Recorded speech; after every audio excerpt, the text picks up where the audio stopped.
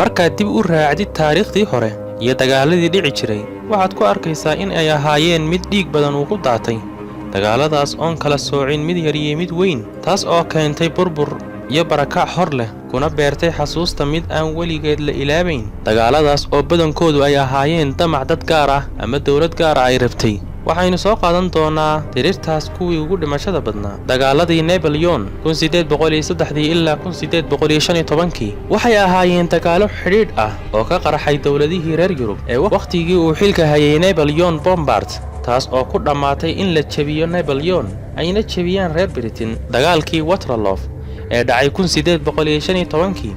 waxaana door weyn ka ciyaaray kacdoonkii Faransiiska markii uu hoggaanka la wareegay Napoleon Faransiiska 1799 kacdoonkaas kadib waxay labada dawladood ee Faransiiska iyo Britain ay iclaamiyeen dagaal sanadkii 1803 taas oo bilow u ahayd dagaaladii Napoleon ee tirada badnaa dagaaladaas oo galaaftay nolosha dad ku dhow 6 milyan oo qof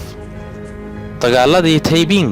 1850 ilaa 1864 waa dagaal sokeeye oo diin xidhiidh la leh kaas oo ka dhacay waqooyiga Shiinaha waxaana looga soo horjeeday boqortooyadii Qing uu hogaaminayay Manchu waxa uu ku bilowday dagaalkaasi kacdoon shacbi oo diidanaa dulmiga lagu hayo una isku bedelin dagaal diimeed sababta oo ah mid ka mid ah hogaamiyaasha mucaaradka oo sheegay in uu yahay masiix oo lagu soo dejiyay waxyi samaawi ah dagaaladaas waxa ku naf waayay dad ku dhow 20 milyan oo qof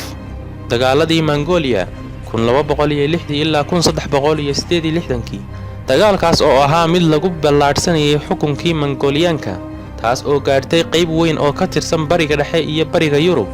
wuxuuna ahaa dagaalkii ugu xumaa ee adduunka soo mara waxayna ahayd imbiradoriyadii ugu weyneyd qarnigii 13aad ilaa qarnigii 14aad waxaana la odhan jiray labadaas qarni waqtigii Mongolia waxay ku faafeen caalamka oo idil waqti gaaban waxayna gumaysteen dawlado badan dagaaladaasna waxa ku naf waayay dad aad u badan oo lagu qiyaaso 60 milyan oo qof